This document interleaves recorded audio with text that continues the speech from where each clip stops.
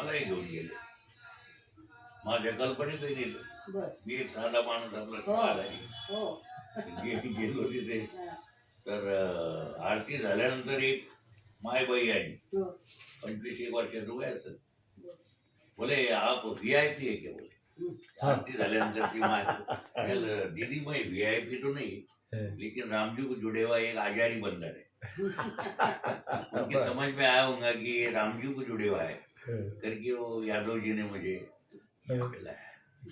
तो रामजी को जुड़े हुआ बंदर इस नाते से बंदर आ अंदर. मैं दौड़ते दौड़ते आया, यही मेरा सर्टिफिकेट है.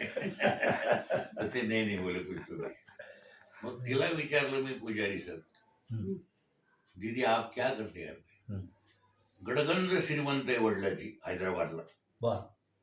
बेटी तेरू क्या अच्छा काम करने के लिए क्या होना बोल. बोले तर 70-80 हजार. आपण म्हणतो हे कार सेवकाचं कसं काय, एक टायमाचं जेवण ती रोज पेमेंट देते. त्या आचार्याचं पेमेंट, ते धान्य वगैरे सगळं सगळं, आणि मिष्टान्न पुन्हा तो खर्च आहे तिचा. ते एक जेवणाचं काम.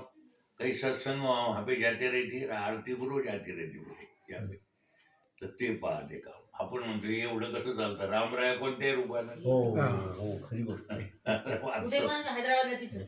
तिचे वडील हैदराबादला आहे आणि ती इथं रूम करून राहिली. रोज एक टाइमचं जेवण 70-80 हजार लोकांना, कार सेवकाला, तेही मिष्टान्न. आणि आपले कार सेवक आहे, आर्किटेक्ट, CA, 2-2 CA, 2-2 आर्किटेक्ट प्रत्येक प्रांतातून. ते बिलकुल आपले भगवे कपडे घालून सांगते. जालन्याचे तर ते पती पत्नी आहे, 2 जण नाही का, ते भेटीला आले होते आपले. ते म्हणे तुम्हाला ओळखतो महाराज आम्ही, आम्हाला चांदणी चौकात तुमची सभा ऐकली आम्ही, याला जालन्याला, औरंगाबादला. करतो सेवा आहे म्हणलं. मी पण रामाचा पुत्र आहे ना. रामाला हेच म्हणणं आहे, छत्रा नको करू पण पुत्रा करून ठेव.